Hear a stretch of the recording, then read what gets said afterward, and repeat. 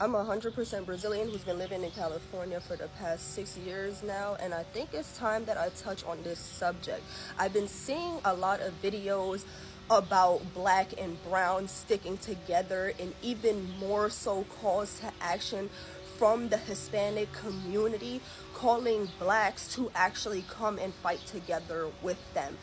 But as 100% Brazilian who again has been living in California for the past 6 years, when I first touched down in California, I moved here from New York City, a place that is so culturally diverse that we as minorities all come together and stick together. Because in New York City, there's no difference from an Ak or a Mexican. We are literally all one. But I started to realize how much race wars was actually a thing the minute I got to California. I started to realize how much division was actually in place between the two. And it's unfortunate that I even have to get up here and make this video. But the reality of the matter is 100% Pardo Brazilian. If you don't understand what Pardo means that you are a mixed Brazilian that has both indigenous and African roots. Y'all obviously see the color of my skin, right? A lot of the times Mexicans look at me and they can't really quite put their finger on what exactly I am. Like, a lot of people, they look at me and they don't automatically resort to, oh, she's Brazilian. Most people honestly generally think I'm either Puerto Rican or Dominican, and Dominicans are also black. But the reality of the matter is I've always stood with the blacks, and all of the closest people to me, all of my loved ones, are black. So from their eyes looking in, they've always treated me as, she's not one of us, she's opposite of us.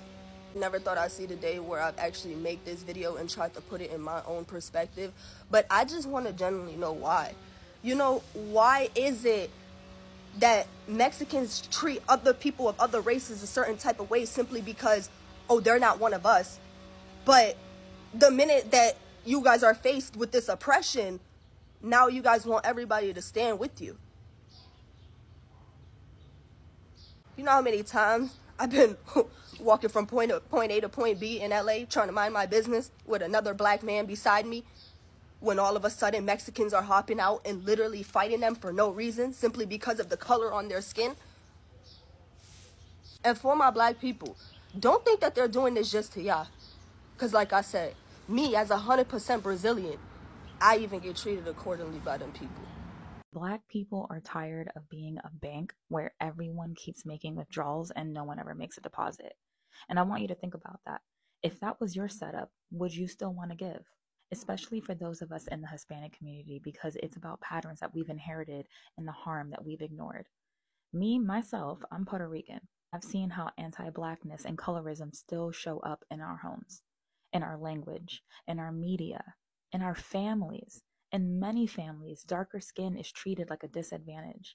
When solidarity is needed, hesitation shows what's been internalized, and too many of us were raised to believe that aligning with Blackness meant losing something: safety, opportunity, acceptance.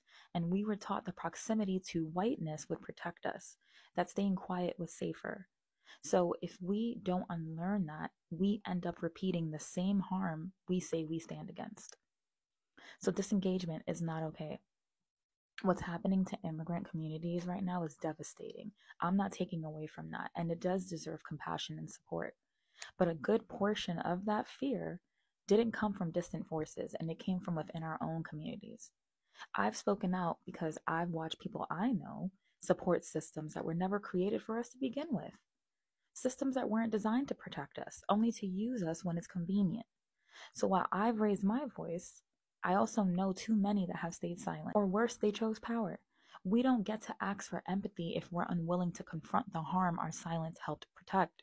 And contrary to popular opinion, holding each other accountable isn't betrayal. It's how we begin to heal. So to the Black women and men that are saying we've poured into everybody and got nothing back, you're not wrong. You've carried movements, you've carried communities, you've carried generations without rest, without complaint, without question. And we cannot undo the silence that already has happened, but we can take responsibility for what happens next. I think people are not realizing we have way more similarities than differences, and we have more power together than we do apart. So look to your black brother or sister, look at them and say thank you. And I see you.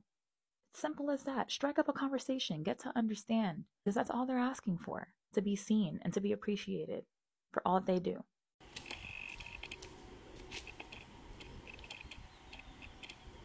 Good morning, good evening, and good afternoon, Africans. I hope you're faring well where you are, and if you ain't faring well, please fare well where you are. Now, let's talk about the racial tension that is happening between the Black Americans and the Latina community. Some people are saying that Latina is a race in itself. Some people are saying that Latina is not a race, but Black in itself is a race scientifically, culturally, socially, and politically. But the Latina being a race is very much debatable. That is what we are going to discuss, the racial tension that is happening between the Black people of America and the Latinas. You see, the United States of America is often touted as a melting pot for cultures. USA in itself has historically grappled with complex racial and ethnic tensions. While much attention has always been paid to the white and non-white dynamics, one thing is equally right, and I think it needs also an attention to discuss. We tend to overlook the tension happening between the Latinas and the Black people, right?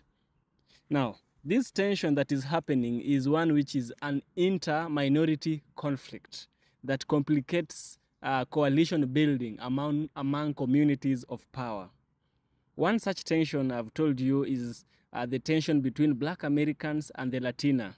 Now, in this video, we are going to watch a video or a number of reactions showing the racial tension that is happening between the Black people of America and the Latinas. And then by the end of the video, I shall share with you my thoughts, where we shall also have a deep, critical analysis. Let's dive in. There are a lot of Black people that are saying that they're not standing with the Hispanic and Latino community, but I need to remind y'all that a lot of those Hispanic and Latino people look like us, and we look like them. So when I said we're cousins, I literally meant that. Even Native Americans, okay? Cubans, Haitians, Dominicans, we all look alike. There's somebody in my family that looks like somebody in somebody else's family because we all look alike. So when we start talking about deportation and when we start talking about people that look a specific way that they're looking for, baby, just know we will be targeted as well. As Black as we are and as brown as we are, we're going to be targeted, okay? We are a part of this deportation. We're a part of it. And I hope you know that. So when I say we all need to speak up for one another because we're all affected by it, we are. I look like somebody in another Hispanic community, and they don't even speak English. They can speak complete Spanish, and they look just like me. Who's to say that they won't see me and be like, oh, let's go pick him up off the street because we think that he's undocumented, and we think he speaks Spanish, and we think he's from across the border. What would stop them from doing that? I look like them.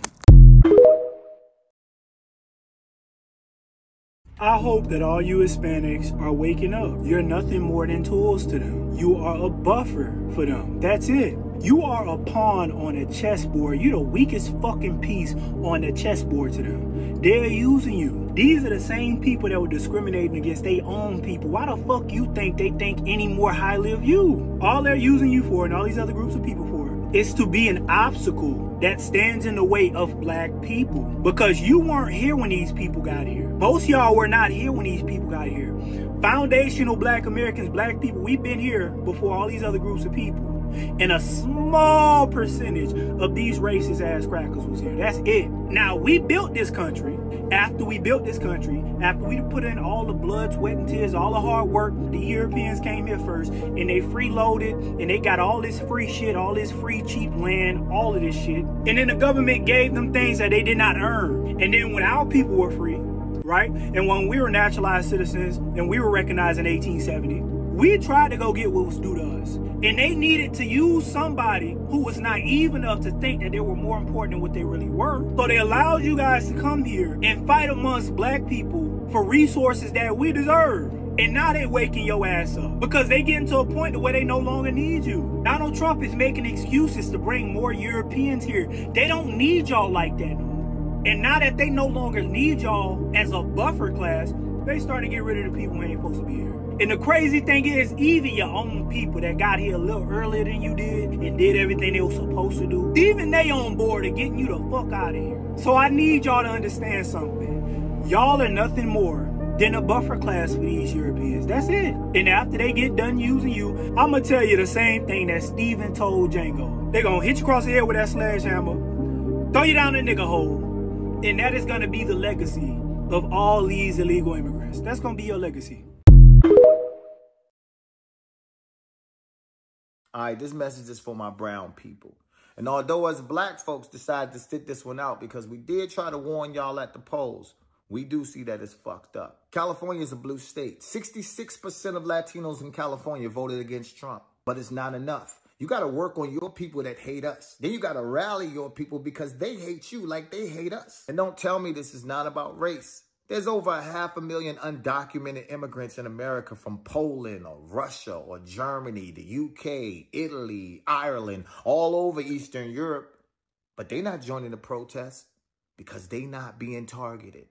America has always been obsessed with race. You burglarize and steal someone's home, make laws that only protect you, then get upset when they want to move back in. Talking about, we need to protect our borders. Most of you never even met a Mexican American, and if you have, they're probably doing a job that you would never want to do anyway. These ain't criminals.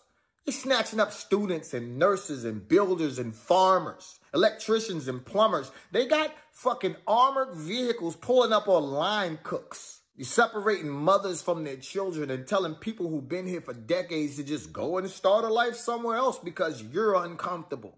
In their land. You just took their shit and was even too lazy to change the names. It's still San Francisco, San Diego, San Bernardino, Ventura, Calabasas, Rancho Cucamonga. But it's all in the name of law, right? Well, hanging people was law. Owning people was law. Segregation was law. Jim Crow, mass incarceration, redlining, stop and frisk, law, law, law, law, law. Just because it's written don't make it right. You know Adolf had laws too.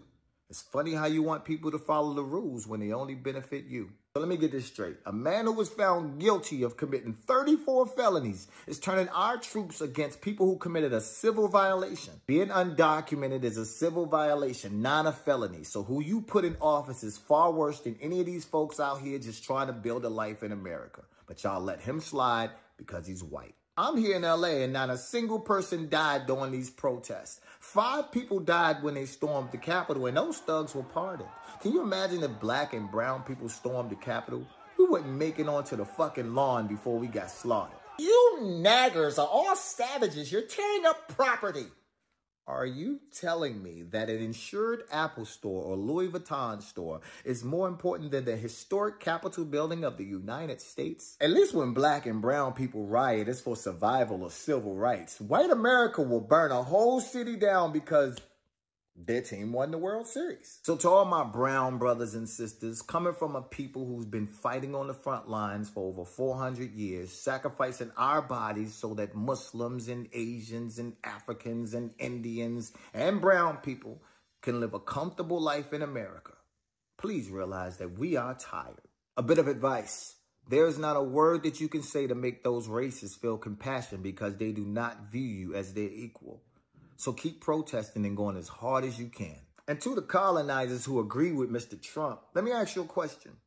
If all of your land is stolen and someone told you to go home, man, stop trying to convince these people that we need to stand together and all that. They ain't trying to hear that shit, bro. They've been betrayed so many times, bro. 1877, after federal troops pulled out of the South, bro. Betrayed. 40 acres in a mule, betrayed. You feel me? Jim Crow, betrayed. Redlining, betrayed. Every promise that this country has made to them has been a false promise. And now we need y'all to stand with us while we march. Leave them people alone. They ain't trying to hear that shit. They ain't trying to hear that shit because they know how prevalent racism is in our community. And they know how y'all talk about them when they ain't in the room. And they know that now y'all got y'all N-word wake up, didn't y'all? Y'all got that Paul Mooney N-word wake up call, and now y'all want to scream unity and solidarity. Nah, bro. It don't work that way.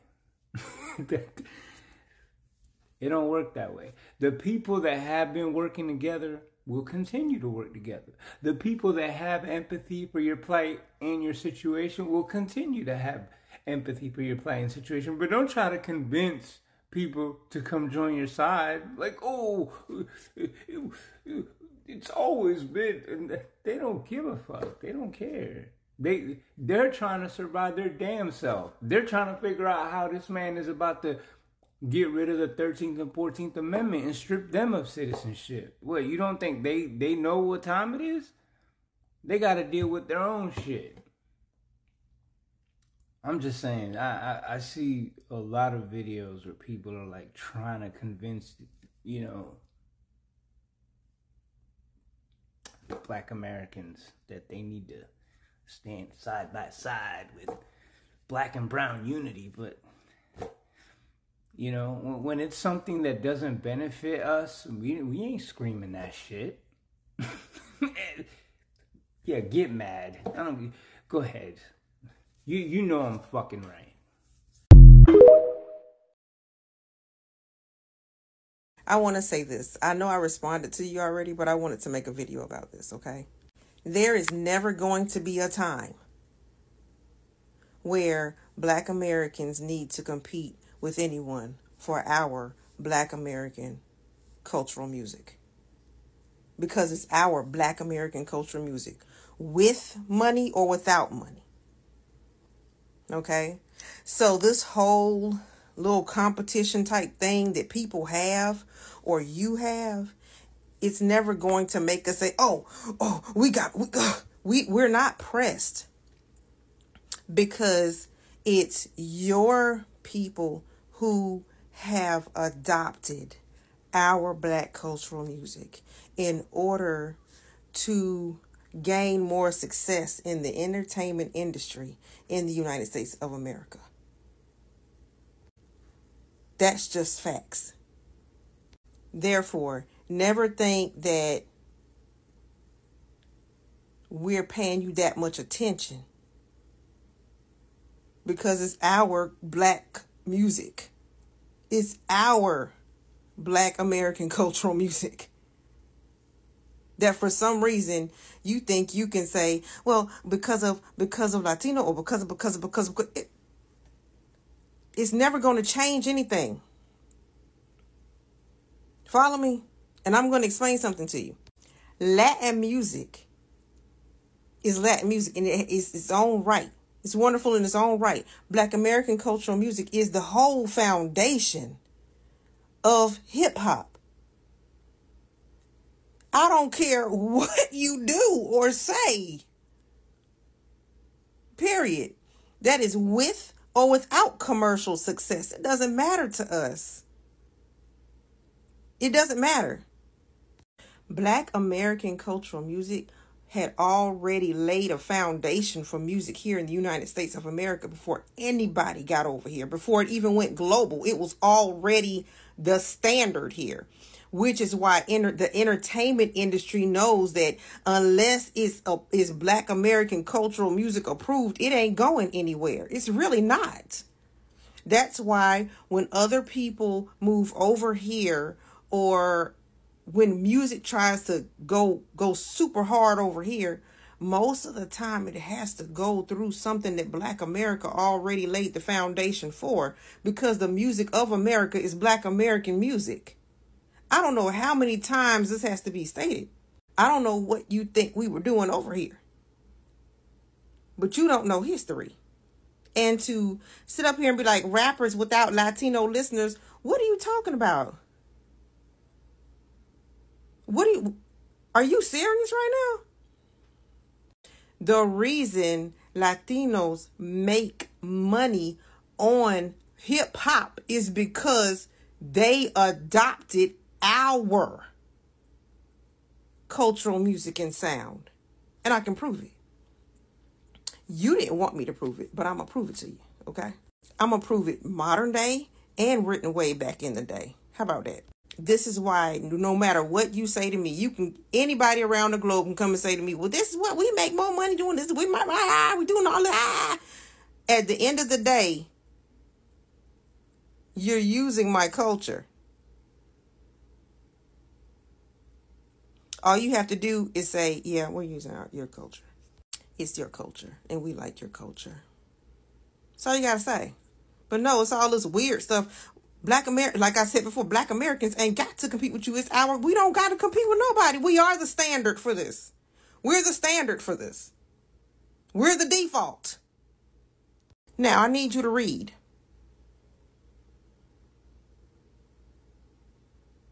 Read. Read. Press pause. Read. Read, read, read.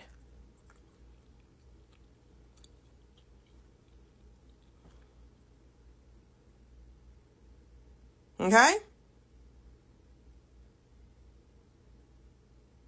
So cut it out. There are even people who love to shout out, well, Eminem and all that, just because he's not Black American. Watch this, though. Who the flip signed him?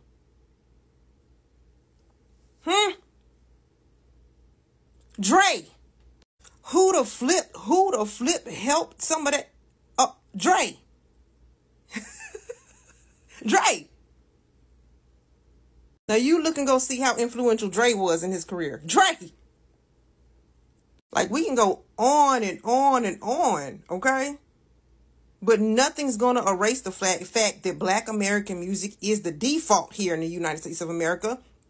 And without a Black American back sound, it's not going to work. It's not going to fly. It's not going to fly. That's historic. It's not going to fly. Now, let me go back in the past and get it for you.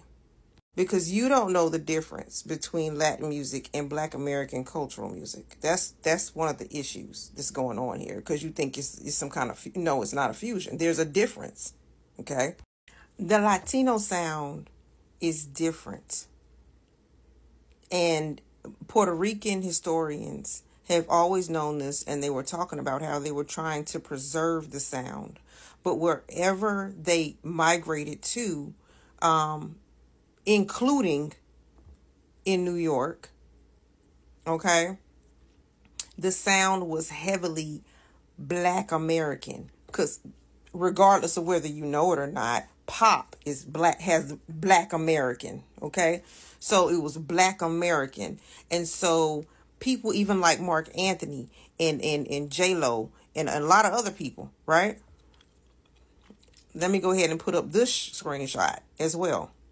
They had to adopt some form of Black, and they tried to Black American to fuse it in order to gain as much success as they had. That's just period. Okay? And some of them really did give credit. They wanted to give credit. But for some reason, this newer generation, y'all don't want to give credit. And that's where the problem is. Y'all don't want to give credit. Y'all trying to replace it. Do some kind of replacement history in your heads. Okay? But no, you're not going to ever be able to do that. As long as there's Black Americans here to tell you the truth, and as long as there's documentation to prove it, and your own people have written about it. So stop with the without Latino listeners. No, without Black America, you wouldn't have the music you have today. Let's just go all the way back.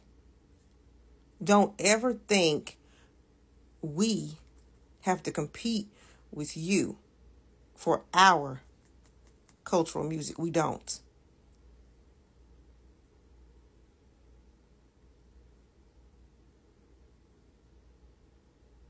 Period.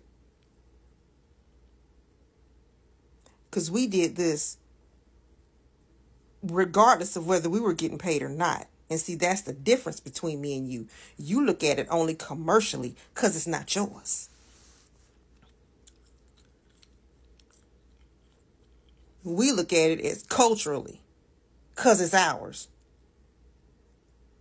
So I'm seeing some black content creators that I really like, encouraging and motivating black people to get out in the streets during the LA riots. And let me tell you, I'm going to be blocking every single last one of them from here on out. Encouraging black people to get out in the streets. When we got out in those voting booths and we voted for the right thing on November the 5th, and now to ask black people to use our bodies to defend and protect other communities when we have been fighting white supremacy for hundreds of years and we have been in those fights alone is crazy work. Don't listen to these black content creators that are encouraging you to wear body cameras, do this, do that, and to get out there in those streets and fight. This is not our business.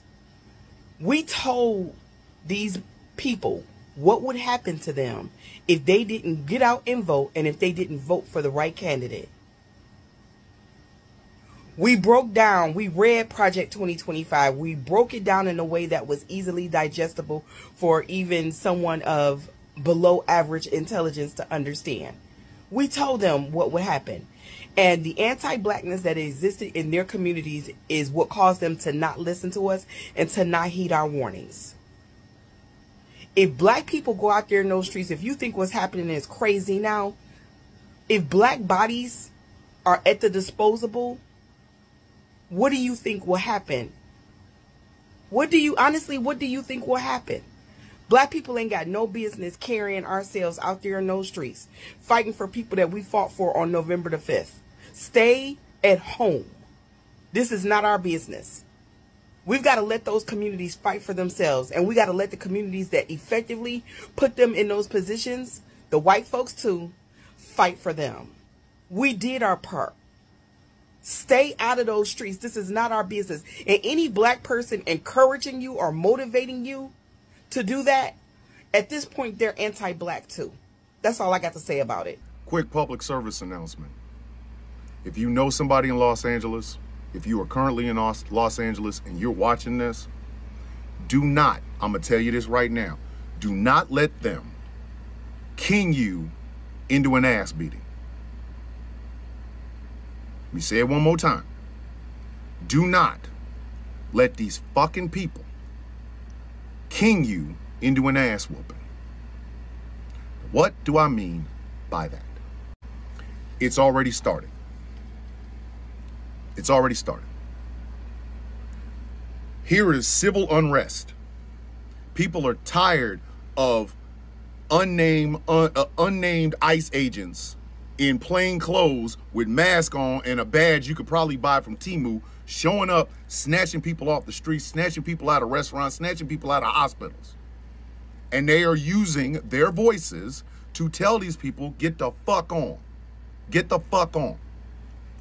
Orange Oompa Loompa Cheeto Man and that fucking drunk he has a Secretary of Defense decide to send out the goddamn National Guards. Right? And it's already started because people are like, I'm all for peaceful protests, but remember what Martin Luther King said. Shut the fuck up.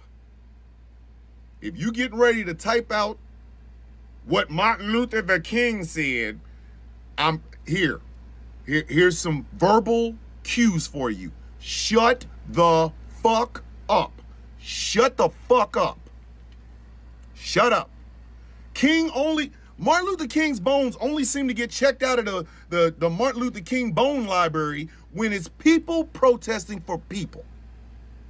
Where the fuck was the Martin Luther King quotes and shit during January 6, 2021? That was only 4 years ago. Where was he at? Did somebody already have him checked out? And that's what I mean. Do not let these fucking people Martin Luther King you into getting your fucking head cracked open. Y'all need to start channeling a little bit more Malcolm X. My mother and father raised me this way. You don't start a fight, but you goddamn sure finish one. If a motherfucker puts his hands on you, beat his ass. Beat his motherfucking ass. There is absolutely nothing wrong with people, United States citizens, being on the fucking street protesting. But in America, we've made protesting for people, protesting against injustice, oh God, there's riots. But when January 6th happens, it's a fucking walk in the goddamn park. No, no, no, no, no, no, no, no, no. And these same fucking people on this side of you, while you're protesting for human fucking rights, will tell you, remember what the king said. Fuck out of here. The fuck out of here. Malcolm said be respectful and courteous. But if they put their fucking hands on you, send their motherfucking ass to the cemetery. And that's exactly what the fuck you need to do. I don't give a fuck if it's cops. I don't give a fuck if it's these fake ass ICE agents, which, by the way, I'm not even sure all these motherfuckers are ICE agents. Some of them look mad Proud Boy-ish. Mad 3%er-ish. Got a whole lot of Nazi tattoos and shit, if you know what I mean. If these fucking people stop you from being able to protest against an action of your fucking government, they are violating your First Amendment rights. And if they put their fucking hands on you, defend yourself. I ain't saying going out there starting a fight. I'm saying fucking finish one. If they touch you, they grab you, fucking send their ass home. Send their ass home. I'm sick to death of this narrative. The news has already done this shit. They always do this. They see one car on fire, all of it's a riot. But when it's a bunch of people celebrating a championship, oh, that's just a raucous crowd. Raucous this dick. I'm tired of this. We have rights in this country, and one of them is the First fucking Amendment. The right to free assembly and the right to address our fucking government for redress against a problem. We have that right. And I don't give a fuck if it's LA, Brooklyn, fucking Houston, Texas, Biloxi, Mississippi. I don't give a fuck. These people have tried to lull you into this false sense that, oh wow, if you stand up for human fucking rights, you're a rioter. Fuck them. Fuck them. They're gonna label you that shit anyway. Might as well get your ass out there with all the signs and make sure you take care of something so you don't get tear gas in your fucking face. If the only way we're gonna take this fucking country back is by standing up and saying, nah, bruh, that don't work over here. That don't work over here. And I don't give a fuck what community it comes from, but we gotta stop this idea that people are not allowed to protest whatever the fuck they want. Whether it's the actions in Gaza or the actions by ICE, every American has the fucking right to stand up and say to their government, enough. Everybody tries to label it some other shit. They're trying to lull you into a false sense of, well, maybe we shouldn't say anything. Fuck that. Fuck that. And the last bastion is they bring up them bones. Oh shit, here come the Martin Luther the King bones. Remember what Martin said? Fuck out of here. The fuck out of my face. Because even Martin said, a riot is the language of the unheard. So whether it's a goddamn peaceful protest or an actual out and out 100% fuck these buildings and fuck this shit, everything got to go on a fire sale, they're going to label it a riot anyway. They're going to label it a fucking riot anyway. But enough is a fucking enough, man. Enough is a fucking enough. We have had all we can stand. We can't stand no goddamn more. This idea that you cannot address your fucking government. These people are our fucking employees. May I remind you. I'm not afraid of goddamn Donald Trump. I'm not afraid of Pete Hegseth. I'm not afraid of any senator or congressperson. What the fuck you gonna do to me? Lock me up? Lock up this dick. You out your fucking mind. Do not let these people king your ass into an ass whooping. You sitting over here trying to be nonviolent, and this motherfucker is hitting your ass with rubber bullets in the fucking face. Nah. They always overdo it because they do not want your ass standing up for your own fucking human rights.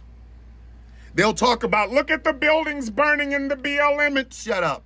Shut the fuck up. Ignore that shit. Ignore it. Ignore it. It's white noise. Stand up for your shit. Stand up for your goddamn rights. It's what I literally gave my body and mind for. You to have the right to address your fucking government and have them address a problem you have. If you're standing up for fucking human rights, do not let them king your ass into that shit. Don't. Because they're going to do it anyway. And when they do, remind them why Martin Luther King ain't here. Peaceful, nonviolent man got a bullet in his fucking face.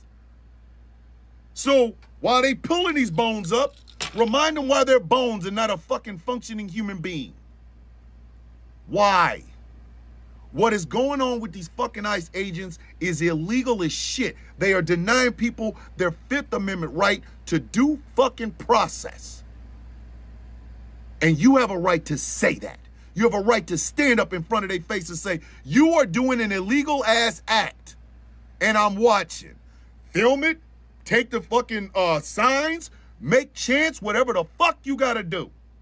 They already making laws where they can run you the fuck over. Guess what? If you live, sue whoever the fuck it was that hit you. Sue their ass into the poorhouse, and then when you go to the poorhouse to see their ass, burn they shit down. They're gonna label it a riot anyway. So you might as well go out there and fight for what you believe in. And do not let them dig those goddamn bones of Martin Luther King up, because again, King would have been out there with you.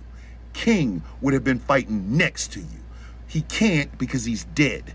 And the same people that are going to dig them goddamn bones up are going to forget that fact.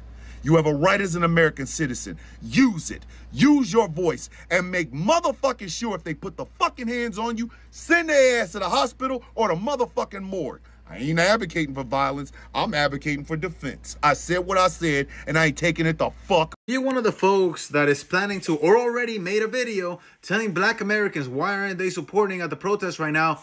Stop it.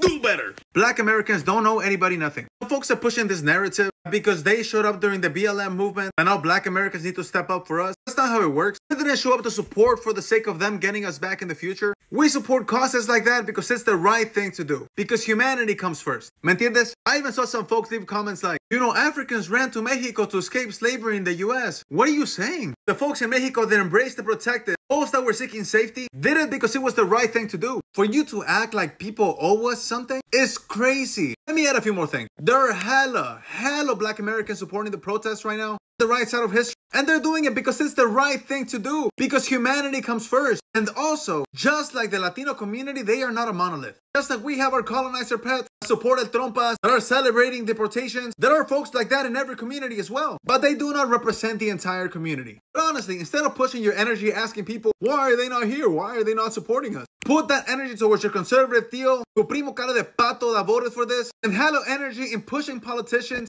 Call them, email them, call them out on social media to advocate to do the right thing for humanity, to be on the right side of history. This is a big topic. I could talk so much more about this, but I'm going to stop right here. Familia, what did I miss? And if you agree with what I said, don't forget to follow, send this to someone that needs to hear it, and support me on YT if you don't already. Adios. Now, it is very unfortunate that I am making this video. Very unfortunate I am making this video. Let's try and analyze what we've been told by the sisters and the brothers and what can we gather from their grievances, because these grievances are very strong to an extent that they can deafen your ears, you know. But we should listen to them. You see, giving room to unfortunate and giving room to hard conversation is the way to give room also as well to soft and easier conversations. If you can't accommodate hard conversations, you won't accommodate the harder ones. And that is how it goes. Now, the historical trajectories of the African Americans and the Latinos in the USA are marked by different systems of oppression, political strategies, and social experiences. Black Americans are primarily the descendants of enslaved Africans who were forcibly brought to the US and whose oppression was structurally codified through slavery, Jim Crow laws, the redlining, mass incarceration, and the systemic racism. Their identity as Black Americans is deeply rooted in centuries of struggle, resistance, and cultural formation within the borders of the US. But you know, we also have exceptions. The Latinas are indifferent. They act differently to people who do not look like them. But then when there's a problem, they want you to come and help them. What an hypocritical thought someone might have, you know. They want to milk you, but they don't want to feed you. Now, in contrast, the Latinas represent a broader and a more heterogeneous population with diverse origins. We have Mexican, Puerto Rican, Cuban, Central and Southern American, many of whom immigrated voluntarily or as a result of the US foreign policy and economic intervention. This variation means that the Latina experience is not monolithic, but often segmented by language, nationality, skin color, and legal status. The Latinas have also endured racial discrimination. It has been shaped less by a single cohesive history and more by a varied encounters with xenophobia, colonialism, and anti-immigrant sentiment. So we can clearly see there's a racial tension and a perception of anti-blackness or if you are non-Latina, if you are not a member of Mexico, Puerto Rico, Cuba, some parts of Central and Southern America, then you become, you start to have wrangles with this group of people called the Latinas. So their culture is not monolithic, you know, because they don't share core value. It's a mixture. I hope you understand this part. Now, one significant source of tension stems from the persistence of anti-blackness within some segments of the Latina community. Colorism is a byproduct of colonialism and white supremacy. This is deeply embedded in many Latin American cultures and often carried into immigrant communities. Lighter-skinned Latinas are often afforded more privilege both with their own communities and in the U.S. society. This has led to accusation by Black Americans and non-Latinas that many Latinas perpetuate anti-Black views or fail to acknowledge the depth of anti-Black racism in America. You've seen that lady is a Brazilian. She's not a Latina.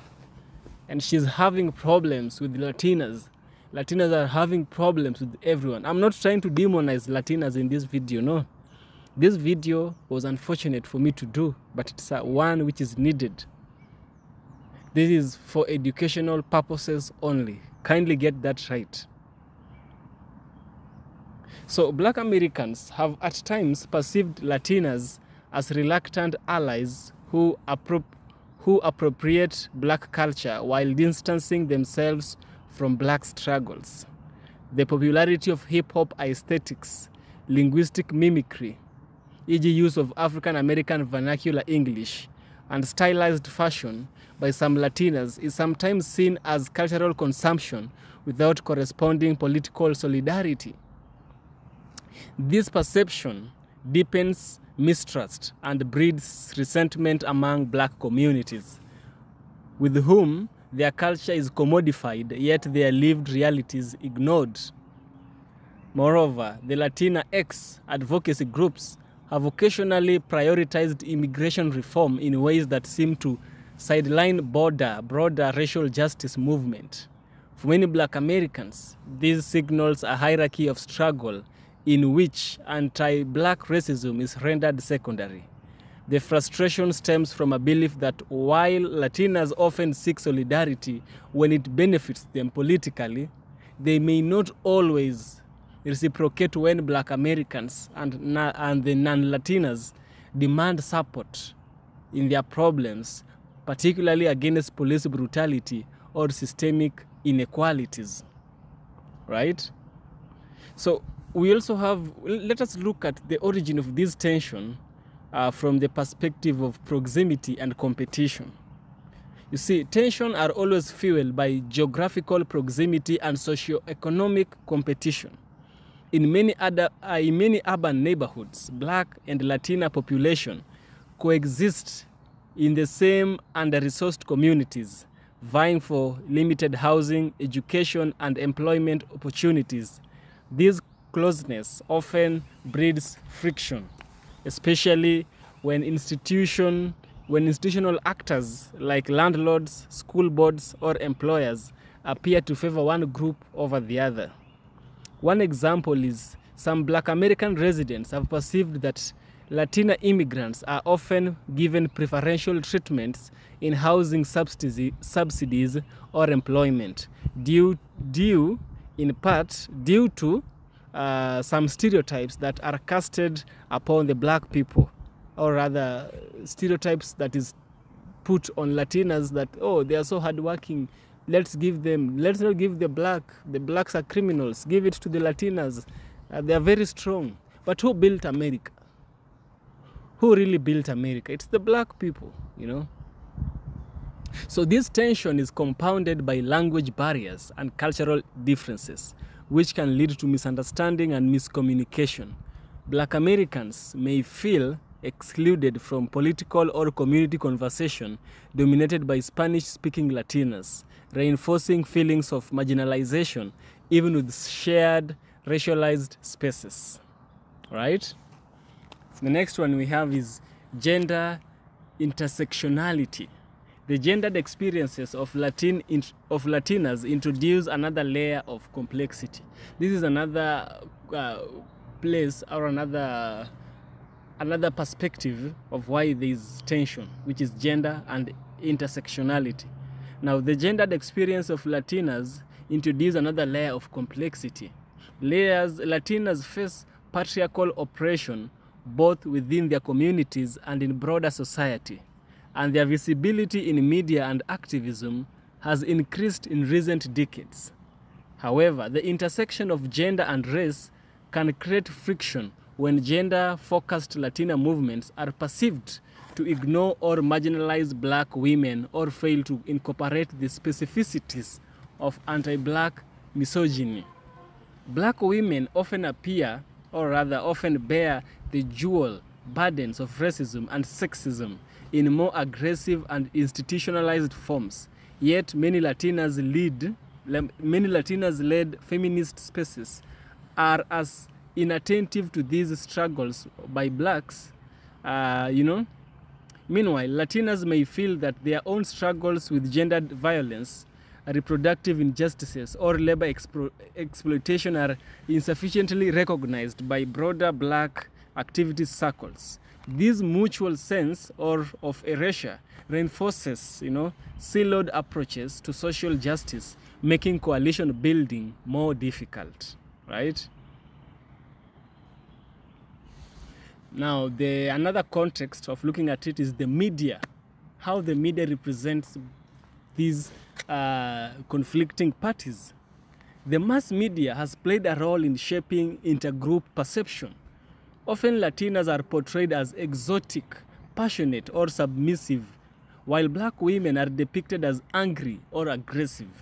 These stereotypes often influence how each group sees the other and how the public perceives their respective political claims. When black Americans see Latinas portrayed in some favorable or marketable ways, they may view these as a reflection of systemic preference, despite the reality that Latinas still face significant discrimination. Political marginalization or mobilization efforts, the efforts by political mobilization have also highlighted some fault lines. Black Lives Matter, led predominantly by black women and queer activists, has created a model for radical intersectional activism. While some Latinas have participated meaningfully in this movement, others have prioritized organizing around immigrant rights or DACA protection, sometimes with little crossover. The lack of unified strategy against shared oppressors, white supremacy, state violence, and economic exploitation continues to divide rather than unite these conflicting parties. Yes. And now I think it's time to conclude. The tension between the black Americans and the Latinas and the non-Latinas in the United States of America is not inevitable, nor is it immutable. They are the products of historical legacies, cultural misunderstanding, and systemic forces that pit marginalized communities against one another. For meaningful solidarity to merge, both groups must struggle and must engage in honest, critical self-reflection and dialogue. Latinas must confront the anti-blackness within their communities and advocate not only for immigrant rights, but also for racial justice more broadly. Black Americans, on the other hand, while rightfully guarded due to historical betrayal and marginalization, they may also need to recognize the multiplicity of Latina experiences, especially those of Afro-Latinas who struggle with identities. Ultimately, unity cannot be built on superficial alliances or symbolic gestures. It must be rooted in shared struggle, mutual respect, and a commitment to dismantling the structures that oppress all communities of color. Only then can a truly inclusive and a powerful coalition be formed. Yes. Guys, that's all about this topic of, the Latinas, the black people, and the people who are not Latinas, and the tension occurring. I hope we've discovered something, why Latinas are behaving why they do, and why black people are also behaving how they do, and how also these other people behave how they do. Yes. If you get value in what I do, kindly subscribe to the channel, I become a member on my Patreon. I have 39 members, only 3 paid members, 36 are not paying. I'm not putting any amount on you. Choose that which you feel is okay with you. God will bless you in entirety. Yes. This is EFK Original Documentaries. I'll see you in the next video.